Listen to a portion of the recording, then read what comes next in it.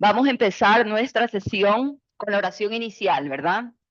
Señor, te pido la gracia de conocerte y amarte para ser un discípulo fiel y que con el testimonio de mi trabajo sea misionero en el mundo de la empresa. Te ofrezco mi esfuerzo para la construcción de una sociedad más justa, próspera, solidaria y humana. Quédate hoy en medio de nosotros y envíanos tu Santo Espíritu para que nuestras intenciones, palabras y acciones den cumplimiento a tu voluntad. Amén.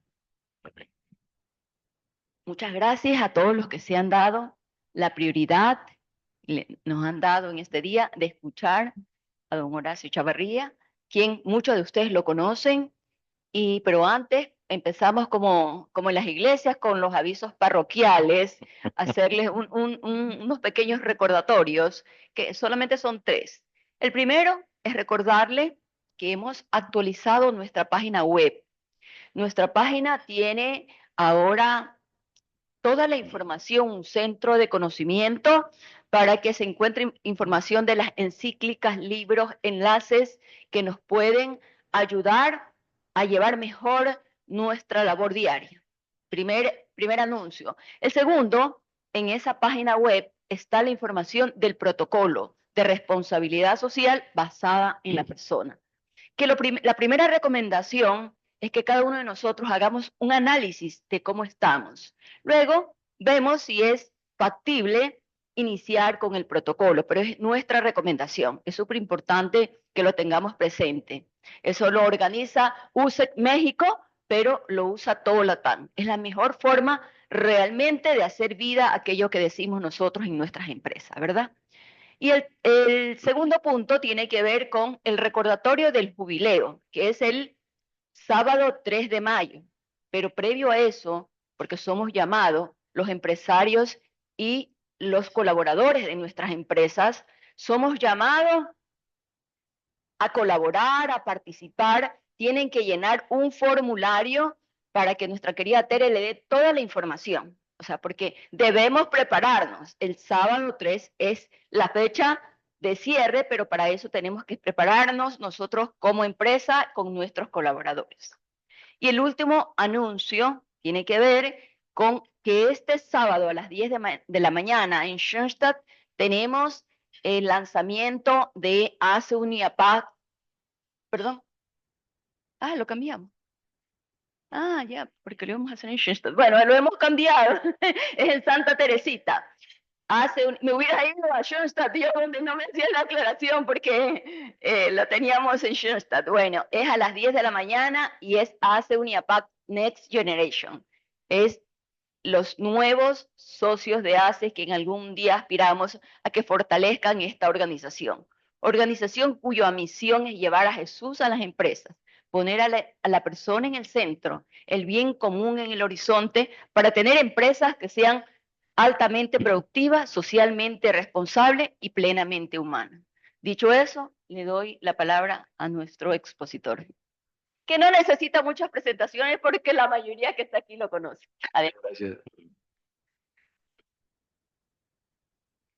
Bueno, antes que nada, buenos días y mil gracias una vez más por la invitación.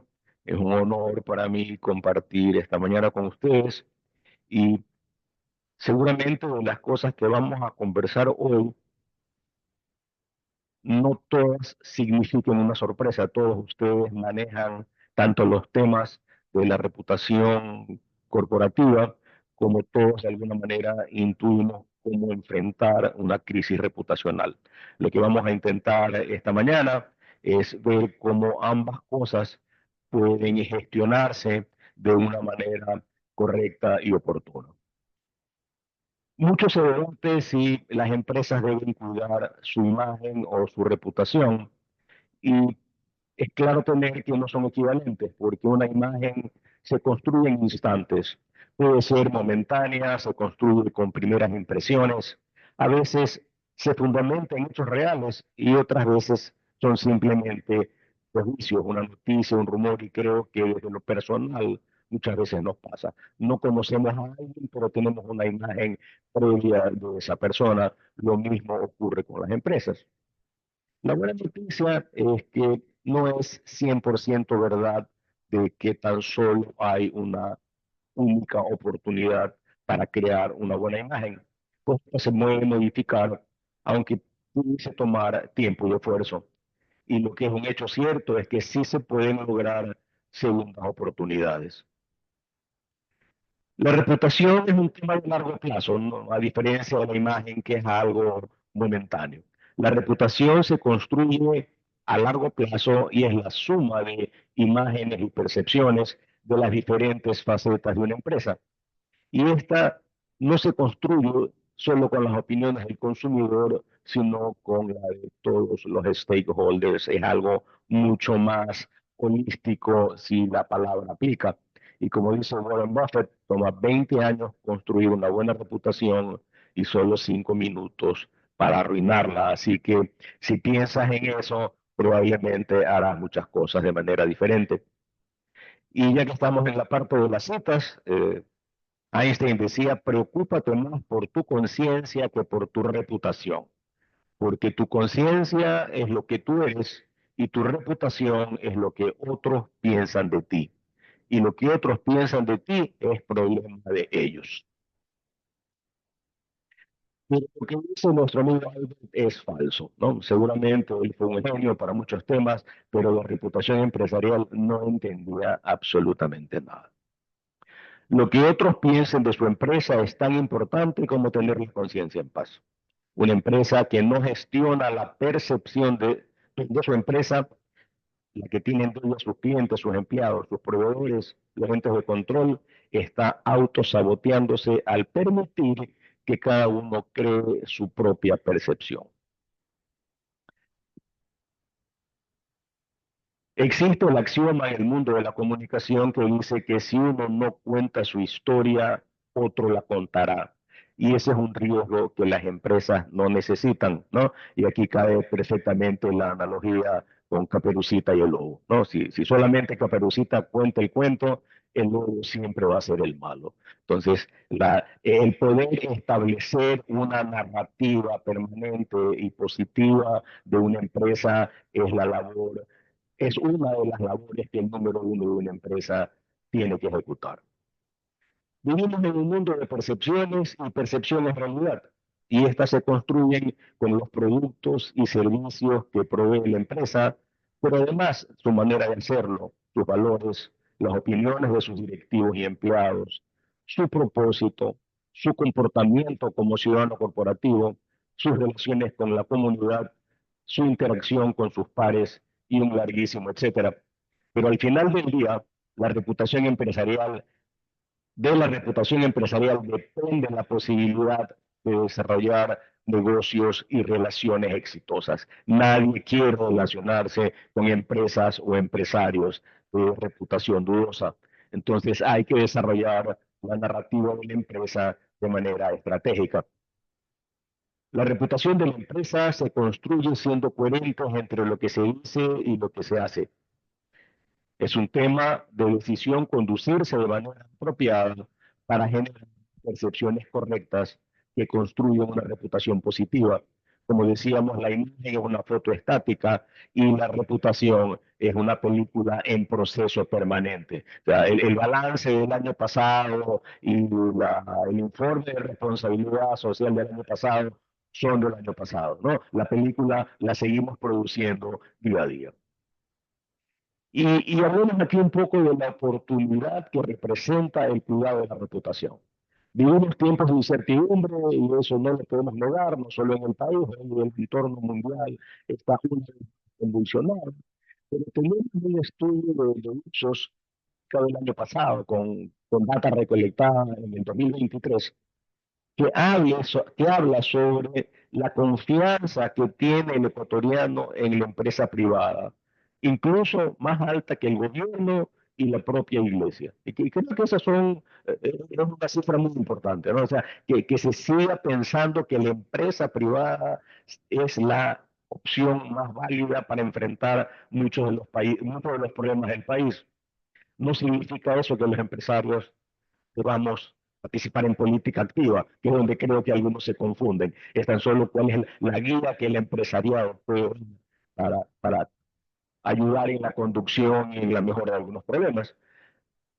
Y la reputación empresarial no es un tema superficial como algunos pueden tomarla. Voy al sitio donde me ponen medallas y me dan diplomas. No, es todo lo contrario.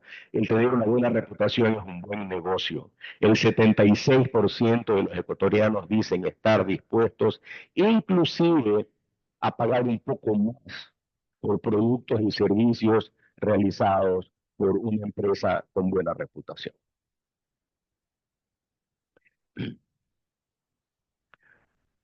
Cada vez más los consumidores y la ciudadanía en general quieren conocer la postura de empresas en relación a temas que los preocupan y qué es lo que hacen para ayudar en su solución. Entonces, vemos y sabemos que hay muchísimas empresas con programas importantes de responsabilidad social empresarial y temas por el estilo, pero no los narran hacia afuera y creo que ahí están perdiendo una oportunidad enorme en el momento de las empresas de hablar, de decir, de contar, de comunicarse, porque 65% de las personas que participaron en esa encuesta no conocen o no recuerdan qué es lo que están haciendo las empresas por la comunidad. Una buena reputación significa que una empresa cumple con lo que promete en todos los aspectos. También posibilita una mayor participación de mercado y da a la empresa la oportunidad de enfrentar momentos de crisis y de resolver adecuadamente asuntos regulatorios. Es lo que hablamos de construir capital de marca. ¿Verdad? Cada vez que hacemos una buena acción y esta se reconoce públicamente y esta se comunica adecuadamente, es como que si hiciéramos un depósito en esa cuenta llamada capital de marca. La gestión de la reputación abarca la comunicación corporativa y organizacional, la dirección estratégica y de mercadeo, la responsabilidad social de la empresa y todos los factores que ayudan a construir relaciones sólidas con los stakeholders. En otras palabras, se requiere de comunicación estratégica y sobre eso vamos a insistir siempre. No se trata de comunicar por comunicar, sino comunicar con un objetivo. ¿Y por qué es importante comunicar? Porque lo que no se comunica no existe. Y ahí se convierte una vez más en cierto esto de que percepción es igual a realidad. Entonces, si tú no me ayudas a construir tu percepción, entonces yo no sé cuál es tu realidad. Y es ahí donde hay que enfocar los esfuerzos de la empresa para lograr una reputación adecuada. En el mundo de las comunicaciones, al igual que en la música, el silencio es tan relevante como el sonido, porque ambos comunican. La diferencia radica en que al hacer silencio no sabemos con claridad qué es lo que estamos comunicando. Entonces, esa frase que tantas veces hemos escuchado de no news is good news es una falacia. Los good news hay que comunicarlos. Y las malas noticias hay que neutralizarlas. Entonces, no podemos estar simplemente contentos y cómodos con él. No hay malas noticias sobre mi empresa. La pregunta es al revés. ¿Qué buenas noticias puedo generar desde mi empresa? Comunicación estratégica es el uso intencional de herramientas de comunicación para lograr un objetivo. Se trata de hacer llegar el mensaje correcto a la audiencia correcta en el momento correcto a través del canal adecuado para lograr un fin. No se trata de comunicarle todo a todos. Es clave que identifiquemos con claridad quiénes son nuestros stakeholders, definir cuál es el objetivo con cada uno de ellos y definir asimismo los canales y el mensaje para llegar a ellos. Y para poder establecer buenos vínculos con todos nuestros stakeholders, pues tenemos un amplio guardarropa de actividades que podemos realizar, ¿verdad? Que van desde soporte a marketing, relaciones con la prensa, organización de eventos, auspicios, programas de responsabilidad social corporativa, la propia comunicación corporativa, las comunicaciones internas, la comunicación con inversionistas, si es el caso, comunicación en litigios legales y finalmente lo que a nadie le gusta, pero que en algún momento a todos nos toca el manejo de crisis. Hay una parte del libro de Alicia en el País de las Maravillas que a mí me encanta, y es un diálogo entre Alicia y el gato, y ella le dice, ¿podrías decirme, por favor, qué camino debo seguir para salir de aquí? Y el gato le responde, esto depende en gran parte del sitio al que quieras llegar. Y Alicia le dice, no me importa mucho el sitio. Y el gato le responde, entonces tampoco importa mucho el camino que tomes. Entonces, siempre tenemos que ver claro a dónde vamos para poder elegir el camino. No podemos simplemente caminar por caminar. Para poder gestionar la, la, respo- la la reputación de una empresa, es importante saber en dónde estamos. No basta simplemente la intuición o la relación que podamos tener con algunos proveedores, con algunos entes reguladores o con nuestros banqueros. Es importante saber. Y cuando digo saber es que hay que investigar, hay que tener un proceso adecuado, cierto, real, científico, que nos permita conocer cuál es la salud de nuestra marca en términos de reputación. Con ese insumo, entonces vamos a saber si tenemos que generar una percepción diferente a la que nosotros pensábamos que tenías, o si nos toca afianzar una correcta percepción, o si esta debe ser modificada, o si nos toca promover una agenda específica para llegar a esos lugares. Pero lo que es imposible es manejar la reputación de una empresa si no se conoce el piso sobre el cual se está parado. La esencia de una estrategia de comunicación reside en el mensaje clave y los puntos del mensaje que llevarán a nuestras audiencias desde el punto A, que es cómo somos percibidos hoy, al punto B, que es cómo queremos ser percibidos. Y del mensaje central se deben desprender los otros mensajes y acciones adaptadas a las audiencias, cuidando que el tono y manera sea el correcto. Nosotros tenemos así como tenemos que definir un mensaje y tenemos que definir unos medios y unos stakeholders, es clave definir cuál es el tono y la manera en que vamos a ejecutar nuestra comunicación. Para tener presente y en muy pocas palabras, ¿qué es reputación? Bueno, reputación es lo que dicen de ti una vez que has salido de la reunión, ¿no? Entonces yo aquí puedo creer que tengo una reputación frente a ustedes, pero la de verdad es cuando uno salga por esa puerta, y así nos pasa a todos en la vida, ¿no? En muchas ocasiones lo que se hace es tanto o más importante que lo que se dice. Es más, si tras lo que se dice no hay acciones que lo soporten, muchas veces serán solo palabras bonitas y funcionan durante un tiempo. Pero si no se pone el sustento, pues solo serán palabras lindas, y de esas conocemos todos, hermosos eslogans, frases pintadas en las cafeterías, los obreros en la planta con la camiseta, pero si no hay un soporte real, son solamente palabras. ¿Qué podemos hacer para gestionar adecuadamente la reputación de una empresa? Uno, presentaciones privadas a grupos de interés, lanzamientos de productos, participar en premios, en eventos empresariales. Podemos dar ruedas de prensa si amerita el caso, o emitir boletines, o dar entrevistas individuales a los medios que correspondan.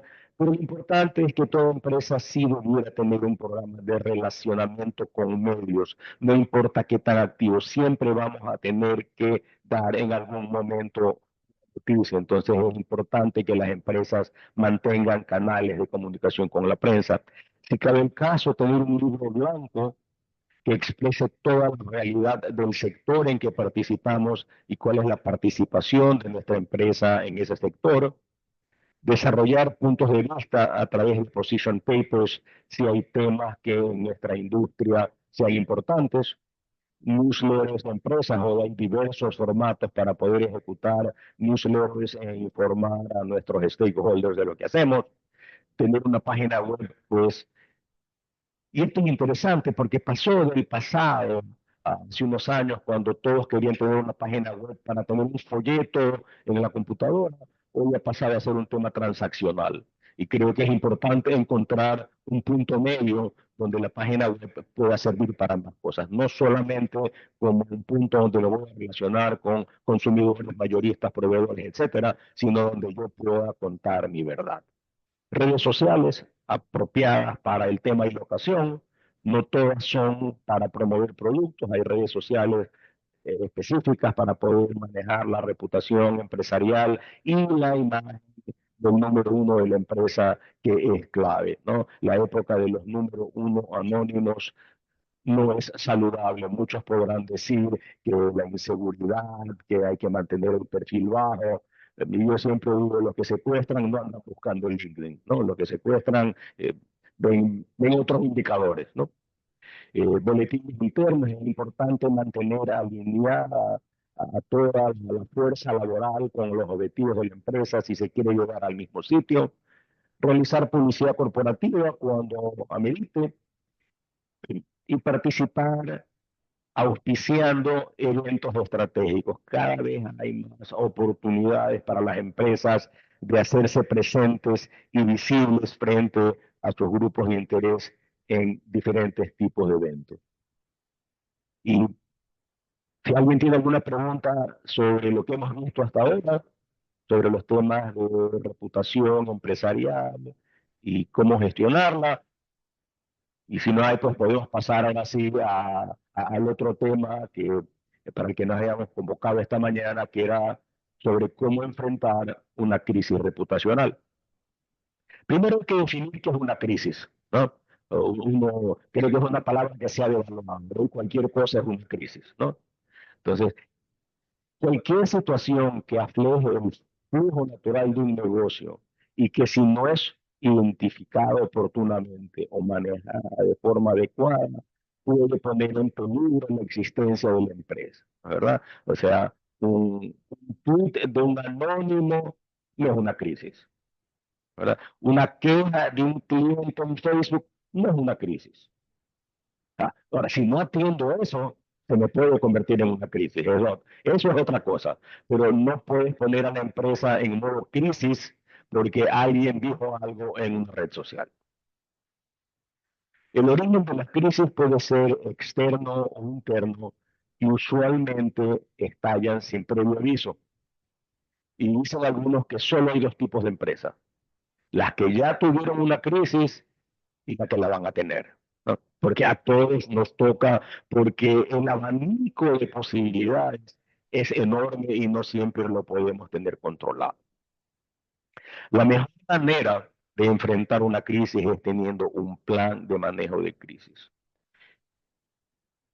Desafortunadamente, a lo largo de mi carrera manejando crisis, nunca, y voy a ser absolutamente sincero, nunca me ha llamado un cliente para ayudarlo a resolver una crisis que haya tenido un manual de crisis. Usualmente, después de terminar la crisis, hemos desarrollado un manual de crisis para la próxima. Eh, Me pasó una anécdota cortísima el año pasado. Nos contrató una empresa multinacional que iba a cerrar su operación en Ecuador un año después de que nos contactó.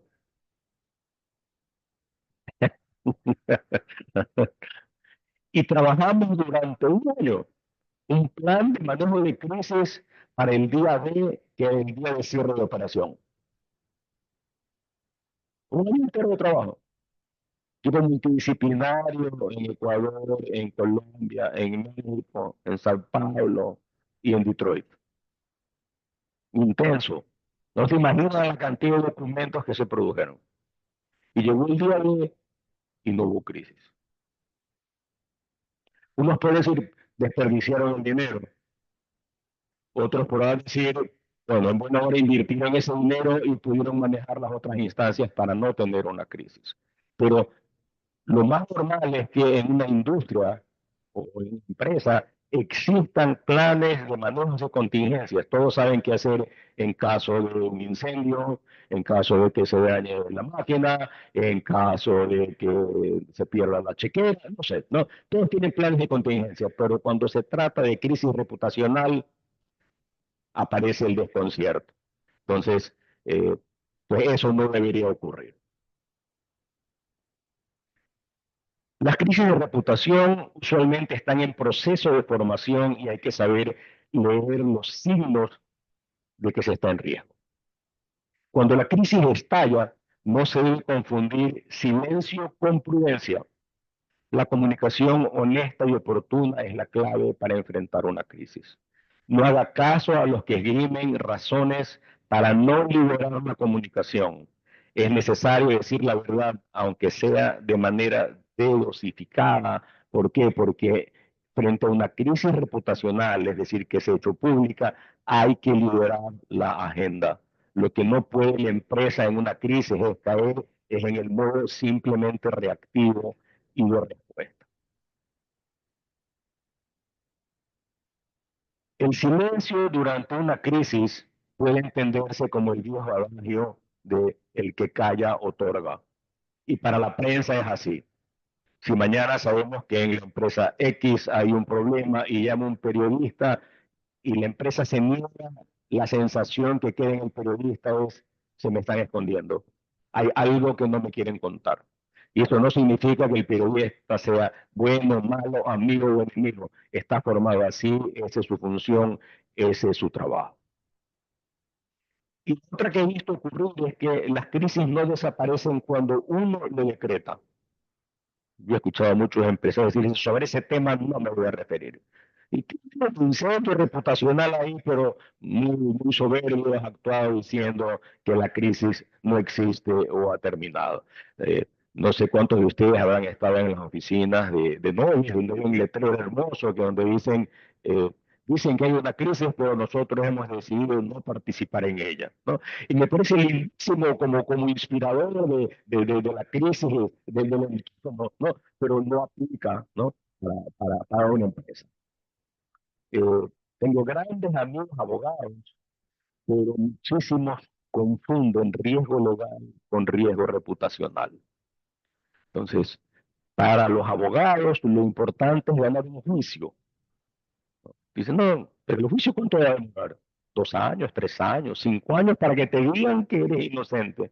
Y esos 2, 3, 5 años tu reputación no sabemos cómo va a ser manejada. Entonces, es importante conciliar las posiciones legales porque obviamente va a haber flancos que cuidar con las de quien maneje las comunicaciones de una empresa durante una crisis. Y recuerde siempre que en la calle es hasta que demuestre lo contrario, a diferencia de lo que ocurre en los juzgados. Durante una crisis hay que identificar con claridad a los stakeholders y hay que estructurar los mensajes para que lleguen a ellos. El no tener información completa no es razón para no comunicar. En un manual de manejo de crisis deben existir mensajes de contención. Ah, tenemos un incendio, no sabemos qué lo causó, no sabemos si hay heridos, no sabemos la envergadura del daño, pero podemos tener un mensaje de contención que reconozca que tenemos un incendio, que lo estamos controlando, que afortunadamente no hay víctimas, que son solo daños materiales y que tan pronto tengamos más información la seguiremos compartiendo. Pero lo que no puede la empresa, y me pasó una vez con una cadena de gasolineras que había tenido un problema en una estación de servicio, que cuando estalló el incendio, el gerente de la estación se fue a esconder al baño para no atender a la prensa, ¿no? Entonces, ¿qué ocurre en una situación así? Esto es un caso real. Llegó la prensa, no encontró al gerente. Entonces, bueno, ¿a quién le preguntó? Le preguntó al que pone la gasolina, le preguntó al señor que estaba poniendo gasolina, le preguntó a los vecinos de la estación. Entonces, como comprenderán, ninguno de ellos contuvo la crisis, sino todo lo contrario. Importante tener conformado previamente un comité de crisis, ¿no? Que debe estar integrado el número uno de la empresa, el gerente de comunicaciones, el financiero, porque seguro vamos a tener que utilizar recursos, ¿no? Y obviamente un abogado como mínimo, ¿no? Vamos a necesitar esas 4 personas para integrar un comité de crisis y todos ellos deben conocer el plan de manejo de crisis y deben estar previamente capacitados para ello. Hay una anécdota no ah, reconocida en Johnson y Johnson. No sé si todos ustedes conocen o recuerdan lo que pasó con Tylenol en los años 80. En los años 80 alguien contaminó Tylenol con cianuro y murieron 9 personas. Y la noticia estalló un viernes. Estamos hablando de años 90, ¿no es verdad? No hay internet, no hay teléfono celular. Y cuando le llevan la información a quien estaba en ese momento en la empresa y era miembro del comité de crisis, abrió el libro y dijo, bueno, ante una contaminación de producto, lo que hay que hacer es un recall de producto. Y se decretó recuperar todo lo que estaba en la calle. No sé cuántos millones de dólares. Lo cierto es que gracias a esa acción no murieron más personas, ¿no? Porque pudieron controlar, porque no tienen idea del nivel de la contaminación. Y a partir de ahí comenzó un trabajo a ver qué vamos a hacer para que no vuelva a ocurrir, que es la siguiente fase en una crisis para ser creíble. Entonces, bueno, modificaron ciertos sistemas de seguridad, pero por sobre todo la seguridad es un envase para que el consumidor sepa que este no ha sido manipulado. Pero entonces aquí viene la anécdota, ¿no? Quien tomó la decisión que le costó millones de dólares en ese momento, no era ni el número uno, ni el número dos, ni el número tres, era el jefe de planta, quien no debiera haber tenido unas distribuciones de ese tamaño, pero así estaba estipulado en el manual, ¿no? Final del día salvó la compañía, porque a los 6 u 8 meses el producto hizo un regreso triunfal y no perdió el liderazgo, y creo que lo conserva todavía. Pero como aquí veo que hay muchos que les gustan los números, las fórmulas funcionan, ¿no? Si es que uno las aplica bien. Y resolver crisis también tiene una fórmula, ¿no? Entonces, 3W más 4R multiplicado por 8F producen el resultado de 1 o de 2 y vamos a ver eso. En una crisis existen 3 cosas que el comunicador necesita saber inmediatamente. ¿Qué sabemos? ¿Cuándo nos enteramos? ¿Y qué hicimos al respecto? El éxito o fracaso de la gestión en crisis depende del tiempo transcurrido entre cada una de esas preguntas y sus respuestas, ¿no? ¿Qué sé? ¿Cuándo lo supe? ¿Y qué estoy haciendo? Recién ahí y conociendo eso, puedo comenzar a elaborar un programa de contención. Después de recopilar la información requerida, podemos formular la posición de la empresa basados en las 4R: regret, lamentar; reform, corregir para que no vuelva a suceder; restitution, resarcimiento, compensación si es que hay víctimas; y recovery, recuperación, reactivación. Pero en ese orden, ¿no? Entonces es clave tener la secuencia de que si primero yo no lamento, ¿no? Y no soy empático y no me solidarizo con los afectados, difícilmente puedo de manera eficiente ejecutar los otros pasos.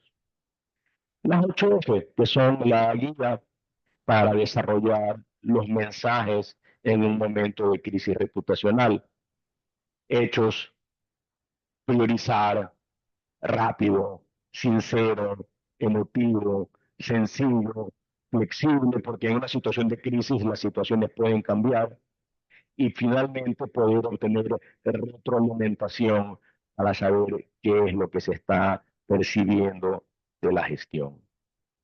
Y finalmente eso nos va a dar el resultado, ¿no? De las únicas 2 posibilidades que existen para una empresa que está padeciendo de una crisis reputacional: o se es víctima o se es villano. No hay nada en el intermedio. Ahora, lo que no se puede es intentar ser víctima, ¿no? Si yo no he dado esos pasos, ¿no? Hace poco veíamos el caso del presidente Milei con su famoso criptofiasco, ¿no? Donde él se puso como víctima primero antes que los estafados, ¿no? Y hoy sigue arrastrando la cola el presidente Milei y no ha podido salir. Capaz si hubiese tenido una comunicación más empática, fuese diferente, ¿no? Pero eso ya ahorita no lo sabemos.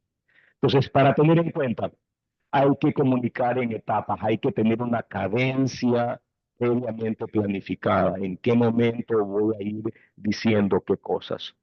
Las crisis comienzan a resolverse cuando los stakeholders reciben información sobre qué pasó exactamente, quién es el responsable, culpable, y qué acciones se están tomando para que un evento así no vuelva a repetirse.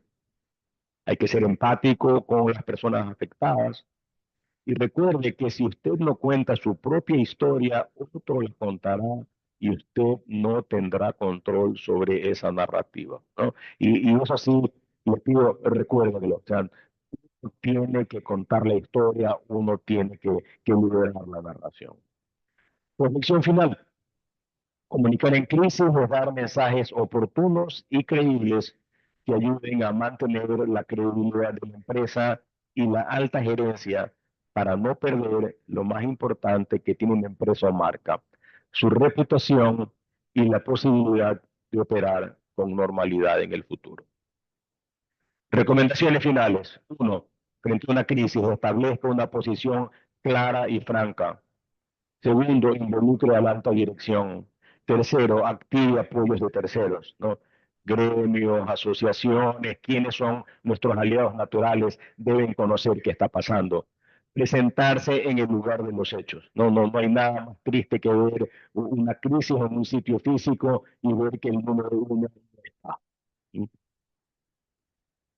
Centralizar las comunicaciones, y eso es fundamental.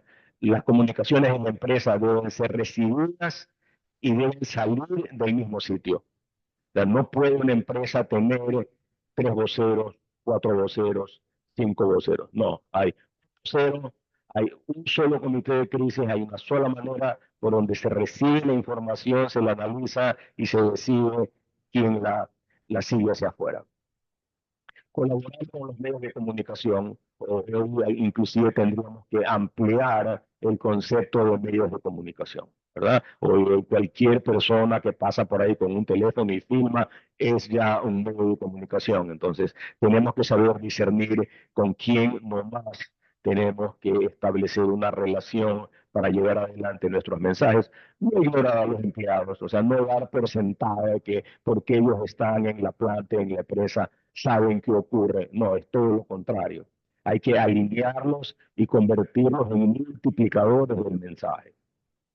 Mantener en perspectiva que se esté en una crisis, pues mientras se esté en esa crisis hay unas conductas que hay que conservar dentro de una empresa. Y finalmente, pues controlar y evaluar en forma continua el proceso. Usualmente la recomendación es que una vez finada la crisis, vuelvas a hacer investigación para saber a dónde estás, para ver qué tan grave es la afectación que ha tenido la reputación de la empresa, para recién ahí poder determinar cuál es el momento del relanzamiento, cuándo va a ser la nueva campaña de imagen, cuándo va a ser la nueva actividad, cuándo vamos a cambiar al gerente que se equivocó. Es decir, todo eso tiene que dártelo la investigación. Entonces, esta retroalimentación es continua durante el proceso. Y para finalizar, ¿por qué comunicarse durante una crisis? Porque estar callados, como hemos visto, es mal negocio. Porque el tratar de estar ocultos nos hace más notorios y sospechosos. Porque buscamos la comprensión y la respuesta positiva de nuestros públicos. Porque necesitamos salvar el prestigio de la organización y porque nuestros públicos necesitan estar informados.